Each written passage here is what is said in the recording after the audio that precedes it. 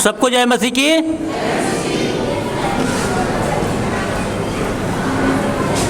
आज दूसरे सेशन पर परमेश्वर पिता का फिर से धन्यवाद हो। हालेलुया। तो अभी हम विशेष सूचना के बारे में सुनेंगे जिन्हें आपने ध्यान रखना है। जिन सूचनाओं को हमने पहले भी सुन चुका है उन्हीं को फिर से दोहराना चाहूँगा ताकि हम इन बातों को ध्यान रख सकें। खाने के विषय में जैसे हमें टोकन मिलता है तो हमने अपने टोकन को संभाल कर रखनी है ताकि खाने के समय हम टोकन देकर अपना खाना ले सकते हैं, इसलिए अपने टोकन को संभालना है। साफ़ सफाई के लिए जैसे हम कप गिलास में पानी पीते हैं, चाय वगैरह पीते हैं, तो इन सारी चीज़ों को अपनी जगह में डस्टबिन में रखना है ताकि गंदगी ना फैले, इस पर हमने ध्यान देनी है।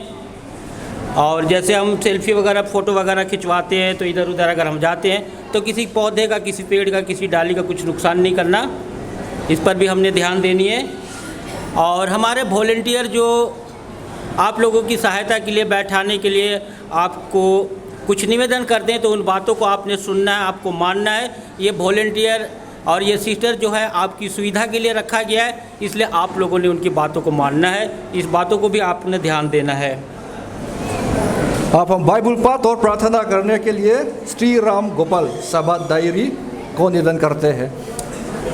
मेरे को जय मसीह की। सबसे पहले मैं सबका शुक्रिया करना चाहता हूँ, आप सब यहाँ पर आए और मुझे ये मौका मिला, इसके लिए मैं बहुत बहुत धन्यवाद करता हूँ हमारे सारे पास्टरों का जो मुझे ये मौका दिया। आइए हम वचन पे चलते हैं। यौना रची 4 अध्याय उसका 23वां पद और 24वां पद।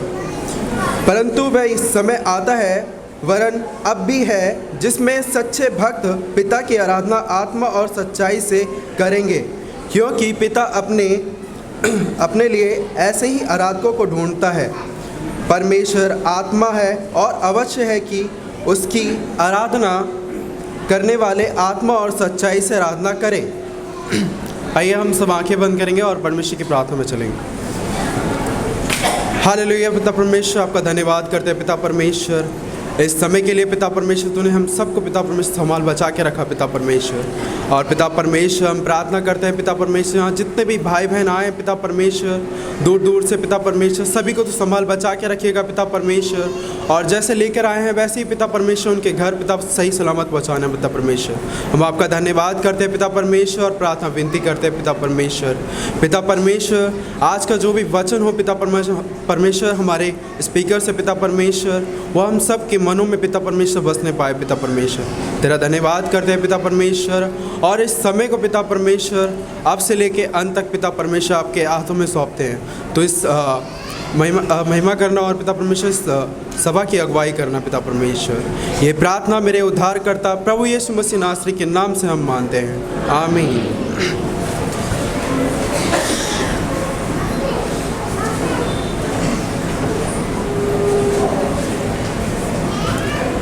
अभी स्पेशल आइटम करने के लिए 3 fellowship, Outram lines fellowship, north Chandigarh fellowship उत्तम नगर फेलोशिप को निवेदन करते हैं। सबसे पहले आउटरम लाइन्स फेलोशिप को हम निवेदन करते हैं।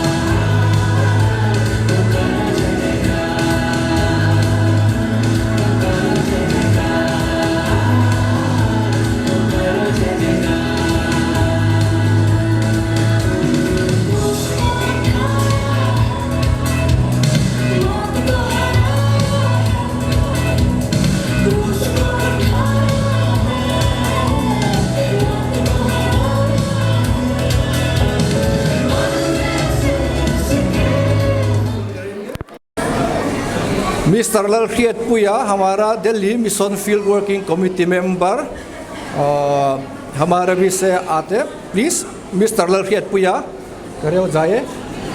हमारा फेलो फील्ड वर्किंग। एक बार फिर आप सभी को प्रभु यीशु मसीह के नाम से जय मसीह की।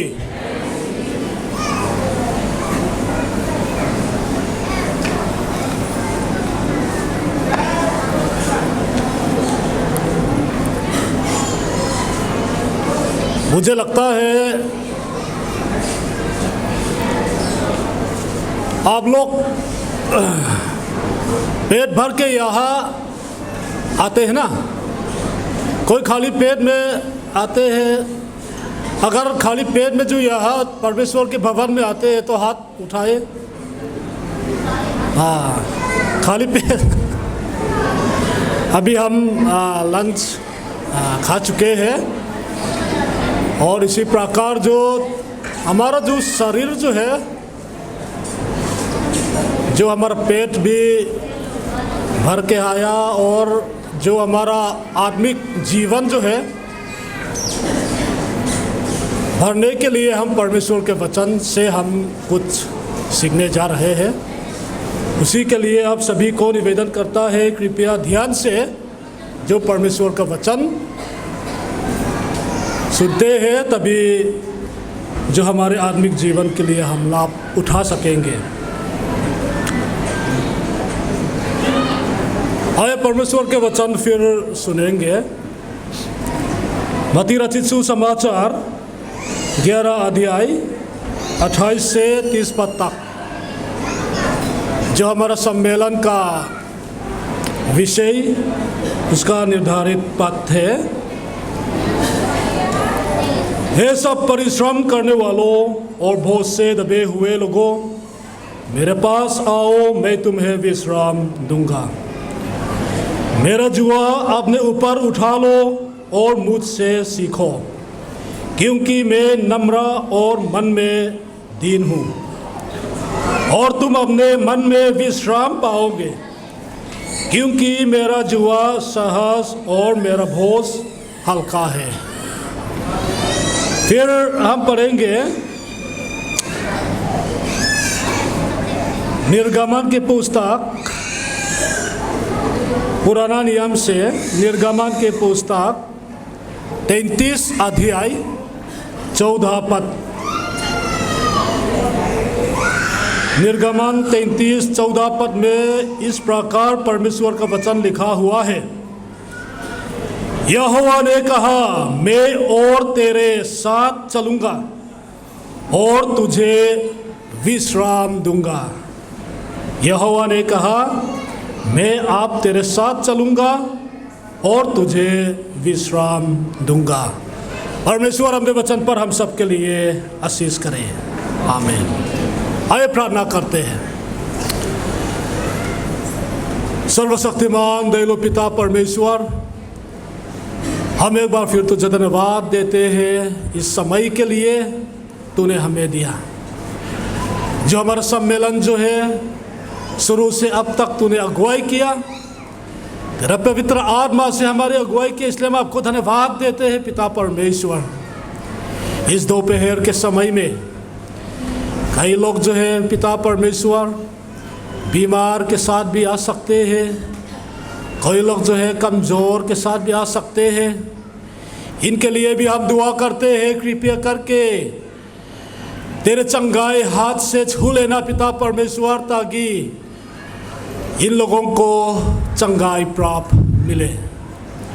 अभी तेरे वचन से प्रचार करने के लिए तैयारी जा रहा है। कृपया करके तू हमारे साथ रहना, तू हमें अगुवाई करना, तेरा पवित्र आत्मा से हमारे बीच में तूने बात करना है, ताकि आपका वचन जो है अच्छी तरह से हम समझ सके और आपका वचन के अनुसार हम चल सके। प्रार्थना उद्धार करता प्रभु यीशु मसीह के नाम से मांगते हैं, आमीन।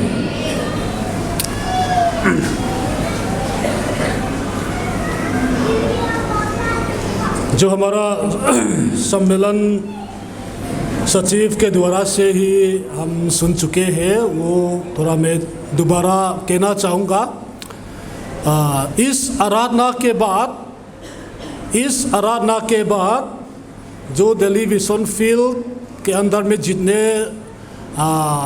परमानेंट वर्कर्स हैं, तो मिशनरी, फील्ड वर्कर्स, पास्टर एक साथ फ़ोटो यहाँ खींचना है। इसलिए जो मिशनरी और फील्ड वर्कर जो है, कृपया बाहर मत जाना, यहाँ थोड़ा रुकना है। और उसके बाद जो मिज़ो जो परिवार के साथ फ़ोटो खींचना है, उसी को भी याद करना ज़रूरी है। इनको बानाहियान थोक्तू मिज़ो छुंग कुआते खा थलाक वेतुरा निदोना चुवांग चो इनको बाना खुद लाई तुरिन कर हनिन इंगेन हनी।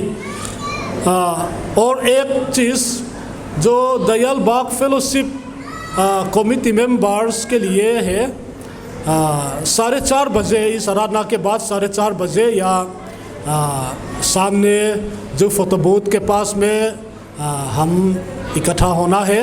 कुछ खास बात चर्चा करना ज़रूरी है, इसलिए दयाल बाग फेलोशिप कमिटी मेंबर्स जितने भाई बहन जो आज यहाँ आते हैं, कृपया ध्यान दीजिए। हम 4:30 बजे में वहाँ हम मिलेंगे।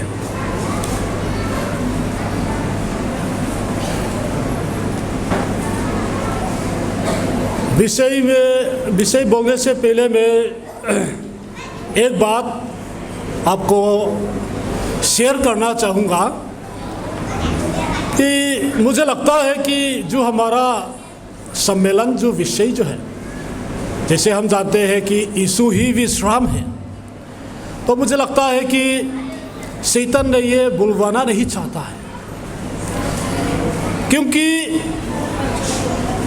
जून महीने से जो हमारा जो विषय को मैंने जानता है और फील्ड वर्किंग कमेटी ने मुझे प्रचारक के लिए नियुक्त किया गया है। और जुलाई महीने से मैंने जो सरमन तैयार करने के लिए सोचता है, लेकिन मैंने सरमन तैयार करने के लिए सोचा, उसी समय जो अलग अलग प्रकार का जो शैतान के कार्य के वजह से मुझे सरमन भी तैयारी नहीं कर सकते हैं। लेकिन परमेश्वर से हम प्रार्थना करते हैं, आप भी प्रार्थना करते हैं। अभी परमेश्वर ने हमारा प्रार्थना सुना और 2 हफ्ता जो है इस सरमन तैयारी करने के लिए परमेश्वर ने मुझे समय दिया है, इसलिए परमेश्वर को भी धन्यवाद देते हैं। और मैं भी बहुत खुश हूँ। मुझे ये कहने का मतलब ये है, जो हमारा परमेश्वर जो है विश्वास योग्य परमेश्वर है, जो हमारा परमेश्वर जो है निर्भर योग्य परमेश्वर है, जो हमारा परमेश्वर है भरोसेमंद परमेश्वर है, और जो हमारा परमेश्वर जो है समय पर कार्य करने वाला परमेश्वर है। वो कभी भी देरी नहीं करने वाला परमेश्वर है। अगर हम उसको पुकारते हैं, वो समय पर कार्य करता है। वो विश्वास योग्य परमेश्वर है और वो भरोसेमंद परमेश्वर है और वो निर्भर योग्य परमेश्वर है। इसी के बारे में जो इस सरमन तैयारी करने के समय में मेरा जीवन में नया रूप से मैंने पाया है, उसी को मैं पहले आपको शेयर करना चाहता हूँ। उसी के वजह से मैं बताया गया। अभी जो हमारा विषय, जो हमारा सम्मेलन विषय की ओर आगे बढ़ेंगे। हम सब जानते हैं कि जो हमारा सम्मेलन का जो विषय जो है, क्या है हमारा सम्मेलन का विषय है? कोई पता है हमारा सम्मेलन का जो विषय है?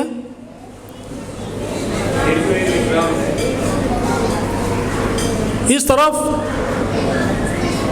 पता है? हाँ, यीशु ही विश्राम है। हाँ, यीशु ही विश्राम है। सुबह में हम बोल चुके हैं कि जो हमारा विषय में विश्राम देने वाला कौन है, और उसी विश्राम जो है किस प्रकार से हम पाएंगे। विश्राम पाने के लिए हमें क्या करना चाहिए। प्रभु यीशु मसीह की ओर जाना बहुत ज़रूरी है, परमेश्वर के पास रहना बहुत ज़रूरी है, प्रभु यीशु मसीह के पास पहुंचना बहुत ज़रूरी है, तभी हम विश्राम मिलेंगे करके सुबह में हम बता चुके हैं। तो आज दोपहर के समय में भी हम सीखेंगे ये हमारा दैनिक जीवन में उसी विश्राम को कैसे पाएंगे, फिर से हम देखेंगे। और हमें यह रखना ज़रूरी है कि प्रभु यीशु मसीह ने ऐसा कभी नहीं कहा आपको कभी भी किसी समस्या का सामना नहीं करना पड़ेगा। आपको कभी भी किसी परेशानी का सामना नहीं करना पड़ेगा। आपको कभी भी किसी दुख तकलीफ का सामना नहीं करना पड़ेगा। प्रभु यीशु मसीह कभी ऐसा नहीं कहा, लेकिन परमेश्वर ने हमें सहायता, मदद और विश्राम देने के लिए वादा किया। हालेलुया। क्योंकि जब हम दुनिया में रहते हैं, संसार में रहते हैं, कभी कभी जो हमारे जीवन में, हमारे परिवार में दुख तकलीफ, परेशानी, समस्या आते रहते हैं। उसी समय में हम प्रभु यीशु मसीह को ज़रूरत है, उसकी सहायता हम ज़रूरत है, उसकी मदद हम ज़रूरत है, उसकी शांति हम ज़रूरत है, उसके विश्राम हम ज़रूरत है। उसी विश्राम जो है, उसी शांति जो है, हम किस प्रकार से मिलेंगे वो फिर हम देखेंगे। मत्ती 11:19 में लिखा हुआ है, 29 में लिखा हुआ है, मेरा जुआ अपने ऊपर उठा लो और मुझसे सीखो और तुम अपने मन में विश्राम पाओगे। इन दो बातें से आज दोपहर के समय में किस प्रकार से हम विश्राम मिलेंगे, उसी को हम देखने के लिए प्रयास करेंगे। प्रभु यीशु मसीह ने क्या कहा, मेरा जुआ अपने ऊपर उठा लो और मुझसे सीखो। इन दो बातें को आप याद रखना। इसी द्वारा से ही आज दोपहर के समय परमेश्वर के वचन हम एक साथ सीखेंगे। बाइबल में दो प्रकार का जुआ के बारे में हम मिलते हैं। एक जो है मनुष्यों के लिए नहीं, बल्कि जो कुछ जानवरों के लिए है। तो बैल या अन्य जानवर के गर्दन में रख कर इस्तेमाल करने के लिए लकड़ी से जुआ बनाते हैं। उसी के बारे में जो बाइबल में हम देखते हैं। तो बैल या किसी जानवर के गर्दन में जुआ डालते हैं और उसी समय जो बैल के गर्दन में जो जुआ डालते हैं तो खेत में काम करने के लिए और जो खेतों में जो हाल जोतने के लिए इस्तेमाल करते थे, और उसी के साथ साथ रथों या जो बैलगाड़ी को खींचने के लिए भी इस्तेमाल किया जाते थे। हमारे देश में भी आज के दिन तक ये जुआ जो है खेत में हाल जोड़ने के लिए और रथों या बैलगाड़ी को खींचने के लिए इस्तेमाल कर रहे हैं। खेतों में इस्तेमाल करने का औजार और जुआ को बढ़ाई जो लकड़ी का जो मिस्त्री उन्होंने बनाते हैं। यीशु का पिता यूसुफ को भी एक बढ़ाई था, इसलिए शायद वो भी जुआ को बनाया था। और कहानी में इसी प्रकार कहते हैं, यीशु गलील के क्षेत्र में जुआ सबसे अच्छा बनाने के कारण दूर दूर से लोग उसका बनाया हुआ जुआ को खरीदने के लिए आते थे। अगर आप लोग बाइबल में ढूंढेंगे तो आप लोग नहीं मिलेंगे। बाइबल में ये तो नहीं लिखा है, कहानी में कहते हैं। क्योंकि उस समय जो बढ़ाई जो लकड़ी का जो मिस्त्री ने जुआ को बनाते थे, यीशु मसीह का जो पिता यूसुफ को भी एक बढ़ाई था, उसी के वजह से शायद उसको भी बनाया था। उसी प्रकार जो यीशु ने भी अपना पिताजी को मदद किया, सहायता किया, हम जानते हैं। इसलिए जुआ को भी प्रभु यीशु मसीह ने शायद बना सकता है। एक जो है, जो उसी जुआ जो है मनुष्यों के गर्दन में रखते हैं, तो एक मनुष्य के गर्दन में जो जुआ डालते हैं, जो सामान उठाने के लिए नहीं। क्यों डालते हैं? जो लोग जो दास के लिए या गुलाम के लिए जो पकड़ते हैं, उस व्यक्ति का गर्दन में जुआ डालते हैं। लकड़ी का जुआ या लोहे का जुआ डालते हैं। तो इसका जो मतलब है, वे लोग जो लोग उनके गर्दन में जो जुआ लाते हैं, वे लोग दूसरों के नीचे दबे हुए और उनके अधीन में रहते हैं। ये दिखाता है किसी के गर्दन में जुआ डालते हैं तो उसी व्यक्ति जो है किसी व्यक्ति के नीचे दबे हुए हैं और अधीन में रहते हैं। ये दिखाता है।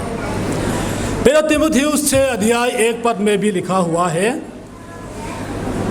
जितने दास्ता के जुए के नीचे हैं, वे अपने अपने स्वामी को बड़े आदर के योग्य जाने, ताकि परमेश्वर के नाम और उपदेश की निंदा ना हो। यीशु मसीह ने मेरा जुआ अपने ऊपर उठा लो कहकर कहा। इसका मतलब ये है, यीशु मसीह चाहता है कि हम लोग उसके अधीन में रहकर हमारा संपूर्ण जीवन को उसके पास समर्पण करना है। ये हमने याद रखना बहुत ज़रूरी है।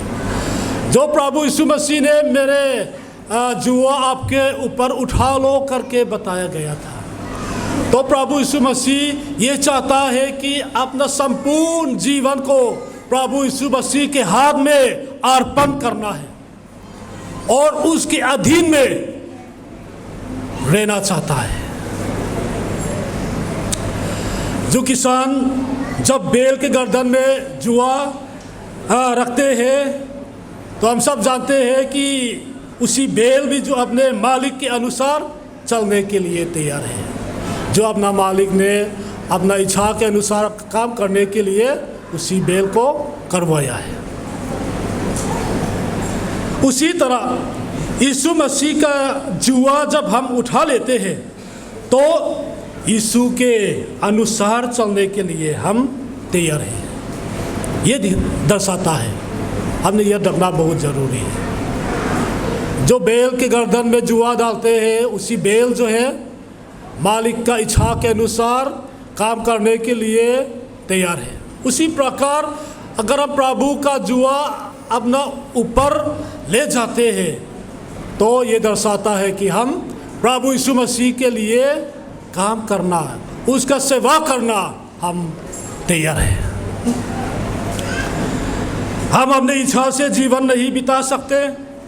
यीशु जिस प्रकार से हमें चलाना चाहे उसी तरह चलने के लिए और जहाँ हमें भेजा वहाँ पर जाने के लिए सदा तैयार रहना है, ये दिखाया है।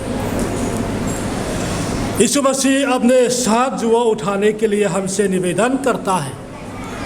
वो चाहता है कि उसके पास हमारे संपूर्ण जीवन को अर्पण करता तथा हमारे दुख तकलीफ और समस्याओं को उसने हमारे साथ समाधान करना चाहा। प्रभु यीशु मसीह हमें मदद करने के लिए हमेशा तैयार करता है। जो प्रभु यीशु मसीह कहने का जो मतलब है, अगर मेरे साथ मेरे जुआ आपके ऊपर उठा ले तो मेरे अधीन में रहे, ताकि आपका सब जो समस्या है, परेशानियों है, आपका जो दुख है, हम दोनों सामना करेंगे, हम दोनों सामना करेंगे। इसी प्रकार जो प्रभु यीशु मसीह ने हमको बुलाया है। जो हमारा प्रभु यीशु मसीह सर्वशक्तिमान परमेश्वर है, सुबह में हम बता चुके हैं। हमारा प्रभु यीशु मसीह परमेश्वर का पुत्र है। जो हमारा प्रभु यीशु मसीह राजाओं का राजा है। जो हमारा प्रभु यीशु मसीह असंभव संभव करने वाला परमेश्वर है।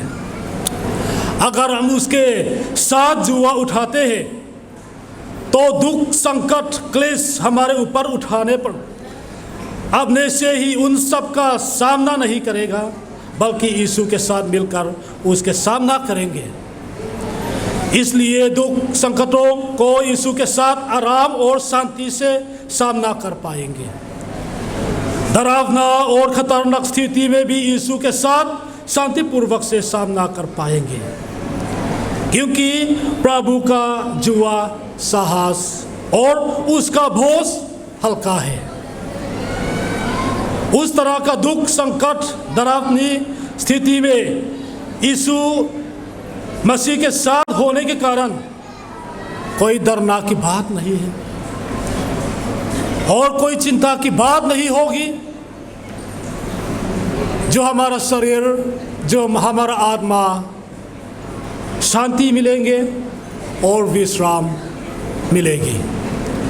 ये हमने याद रखना बहुत ज़रूरी है।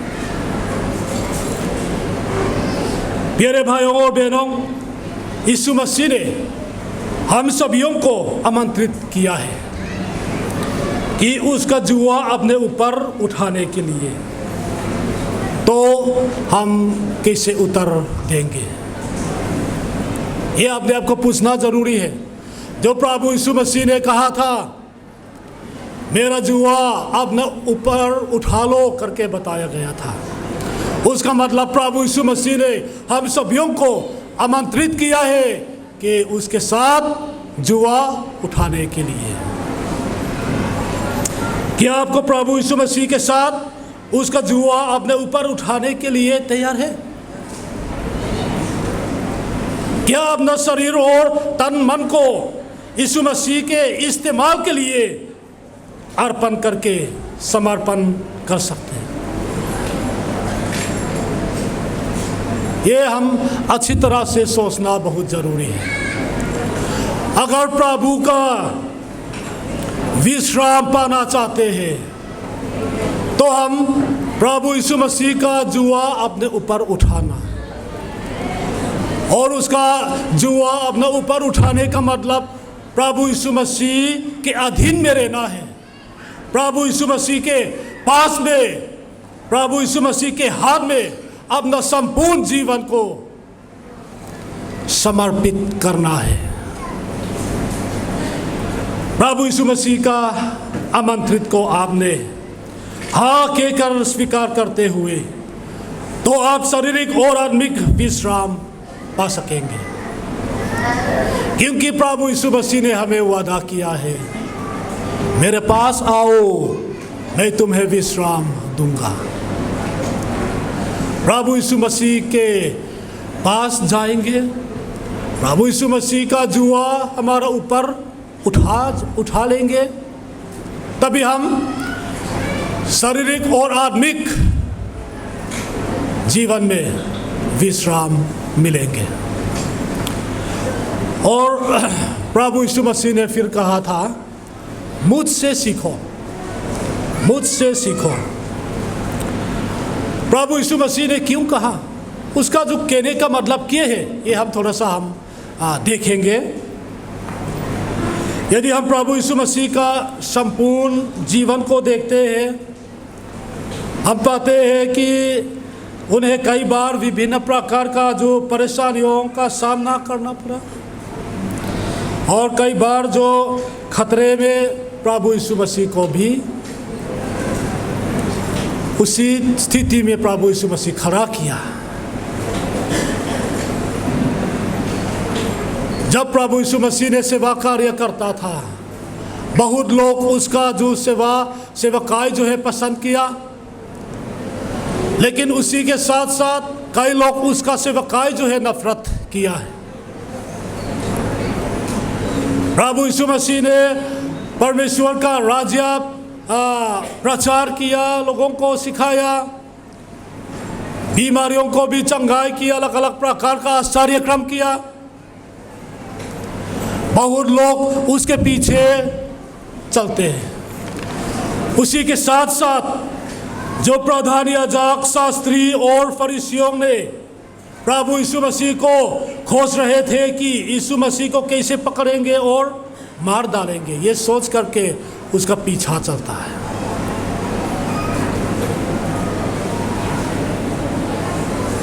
इन सब चीज़ें को प्रभु यीशु मसीह ने अच्छी तरह से जानता था। खुद ही बताया मत्ती 20 अध्याय 19 में, और उसको अनेक जातियों के हाथ सौंपेंगे कि वे उसे ठठों में उड़ाए और कोड़े मारे और क्रूस पर चढ़ाए, और वो तीसरे दिन जिलाए जाएगा।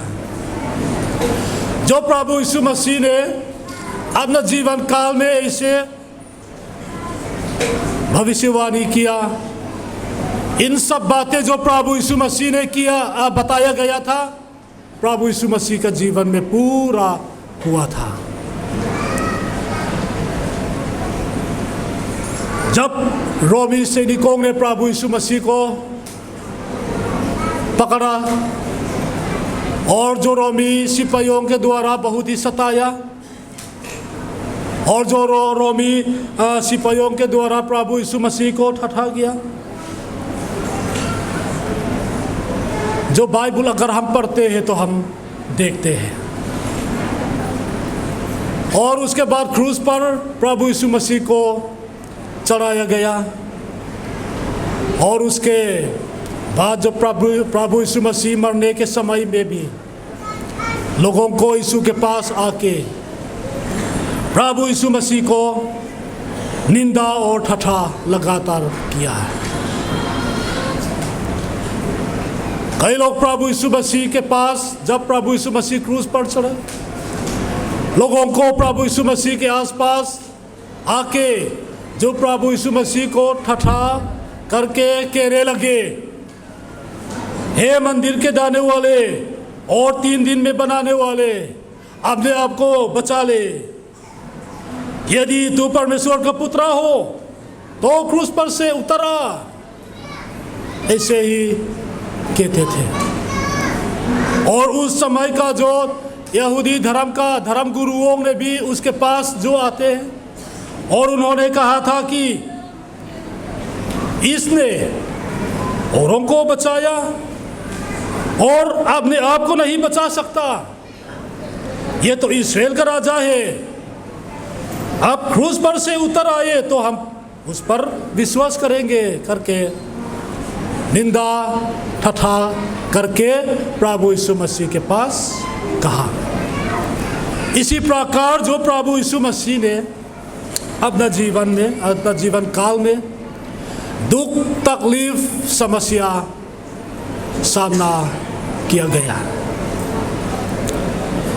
यीशु मसीह खतरनाक परिस्थितियों और संकट के समय में खड़ा हुआ था और कई बार अपने जीवन काल में सामना किया गया। इसलिए वो प्रभु यीशु मसीह ने जानता था कि इन सभी कठिनाइयों और परेशानियों को कैसे सहन करना और उन पर कैसे काबू पाना है। इन सब परेशानियों, दुख, तकलीफ, समस्या को कैसे सहन करना प्रभु यीशु मसीह अच्छी तरह से जानता था और उन पर कैसे काबू पाना है। इन सब चीज़ें को प्रभु यीशु मसीह ने अच्छी तरह से जानता था। इसलिए प्रभु यीशु मसीह ने कहा था कि मुझसे सीखो, मुझसे सीखो। हम लोग प्रभु यीशु मसीह से कुछ सीखना बहुत ज़रूरत है। जो प्रभु यीशु मसीह सीखने के लिए हमें प्रभु यीशु मसीह के बारे में अच्छी तरह से जानना बहुत ज़रूरी है। प्रभु यीशु मसीह का चाल चलन, प्रभु यीशु मसीह का आचरण, प्रभु यीशु मसीह का व्यवहार, प्रभु यीशु मसीह का गुण, इन सब चीज़ें को हम लोग अच्छी तरह से जानना बहुत ज़रूरी है। तभी प्रभु यीशु मसीह के जैसा जो हमारा जीवन को बिता सकेंगे। प्रभु यीशु मसीह ने मुझसे सीखो करके यह बताया गया था। प्रभु यीशु मसीह ने बार बार ऐसा समस्या, दुख, तकलीफ को सामना किया। इसलिए प्रभु यीशु मसीह अच्छी तरह से जानता था कि किस प्रकार से इन दुख तकलीफ को सहन करना है।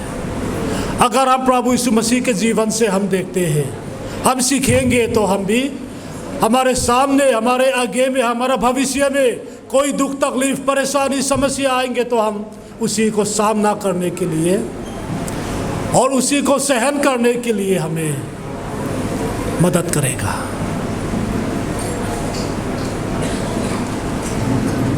अंत के लिए मैं ये कहना चाहूँगा, पुराना नियम के समय में इस्राएलियों का जीवन के बारे में थोड़ा सा मैं बताना चाहूँगा। निर्गमन 33:14 में हमने पढ़ा गया, यहोवा ने कहा, मैं आप तेरे साथ चलूँगा और तुझे विश्राम दूंगा। हम जानते हैं कि इस्राएल जो इस्राएली है, जो अब्राहम से परमेश्वर ने अपना प्रजा के लिए, अपना परिवार के लिए चुना है, हम सब जानते हैं। इसलिए जो इस्राएली लोगों के पास परमेश्वर यहोवा ने यह कहा था कि मैं अब तेरे साथ चलूँगा और तुझे विश्राम दूंगा। इस्राएल के जीवन को अगर हम ध्यान से पढ़ेंगे तो हम देखते हैं कि जो इस्राएली लोगों ने जब तक जो परमेश्वर का इच्छा के अनुसार चलते हैं, तब तक परमेश्वर ने उन लोगों को अगुवाई किया, आशीष किया। लेकिन जो परमेश्वर का इच्छा के अनुसार नहीं चलते, परमेश्वर का नियम को कई बार उल्लंघन करते हैं, परमेश्वर का विरोध कार्य कई बार करते हैं, अन्य देवताओं की पूजा करते हैं, तब परमेश्वर ने इस्राएली लोगों को सजा देने के लिए अलग अलग समस्या, विपत्ति उन पर डाला है। कई बार परदेश में गुलामी के लिए, बंधुआई के लिए ले जाते हैं। इसलिए आज मेरा प्रिय भाइयों और बहनों, अगर हम परमेश्वर का इच्छा के अनुसार हम चलते हैं, उसकी सेवा करते हैं, उसकी आराधना करते हैं, उसकी स्तुति प्रशंसा करते हैं, तब तक परमेश्वर का जो आशीष, परमेश्वर का जो अगुवाई, परमेश्वर का रक्षा हम मिलेंगे। लेकिन परमेश्वर की इच्छा के अनुसार नहीं चलते, प्रभु की आज्ञा को नहीं मानते, हम दूसरे देवताओं की पूजा करते हैं, तो परमेश्वर से आशीष नहीं मिलेंगे, परमेश्वर की अगुवाई नहीं मिलेंगे, परमेश्वर की शांति भी नहीं मिलेंगे, परमेश्वर से विश्राम भी नहीं मिलेंगे। ये इस्राएलियों के जीवन से स्पष्ट रूप से हम पा सकते हैं। इसलिए जो हमारा जीवन जो है किस प्रकार बिताना है, सुबह में हम बता चुके हैं, परमेश्वर का इच्छा के अनुसार, प्रभु यीशु मसीह का इच्छा के अनुसार, प्रभु यीशु मसीह पर विश्वास करते हुए आराधना चर्च में जाके परमेश्वर की आराधना करते हुए, जो परमेश्वर पर विश्वास रख करके, उस पर आशा रख करके, उसके इच्छा के अनुसार हम चलते हैं और उसके सेवा हम करते हैं, तो परमेश्वर या प्रभु यीशु मसीह ने हमें सहायता मदद करेंगे। जब दुख तकलीफ परेशानी के समय में उसने हमें सहायता मदद करेंगे, उसने हमें विश्राम देगा। ये हमने याद रखना बहुत ज़रूरी है। प्यारे भाइयों और बहनों, एक बार फिर मैं ये कहना चाहूँगा, यदि आप अपने जीवन में विश्राम पाना चाहते हैं तो विश्राम देने वाला हमारे प्रभु यीशु मसीह के पास जाए और उसका जुआ अपने ऊपर उठा लो और उससे सीखो, तब आप विश्राम पाओगे। हालेलुया। प्रभु यीशु मसीह कहता है कि हे सब परिश्रम करने वालों और बोझ से दबे हुए लोगों, मेरे पास आओ, मैं तुम्हें विश्राम दूंगा। मेरा जुआ अपने ऊपर उठा लो और मुझसे सीखो, क्योंकि मैं नम्र और मन में दीन हूँ, और तुम अपने मन में विश्राम पाओगे। यीशु ही विश्राम है। परमेश्वर अपने वचन पर हम सबके लिए आशीष करें। आमीन।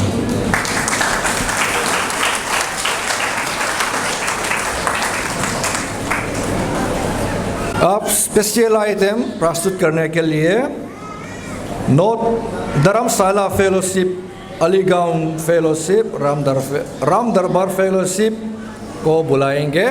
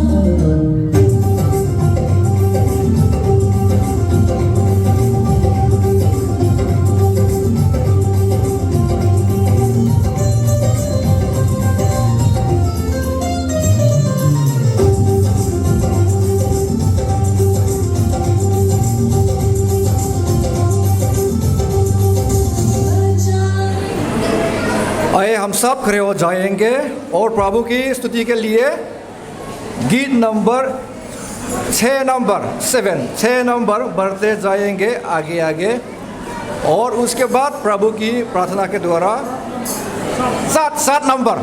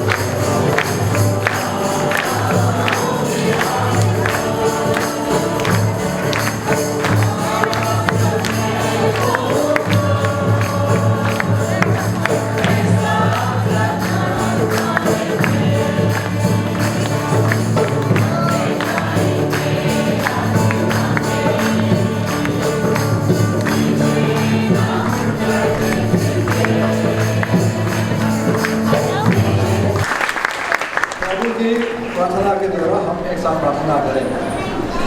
हे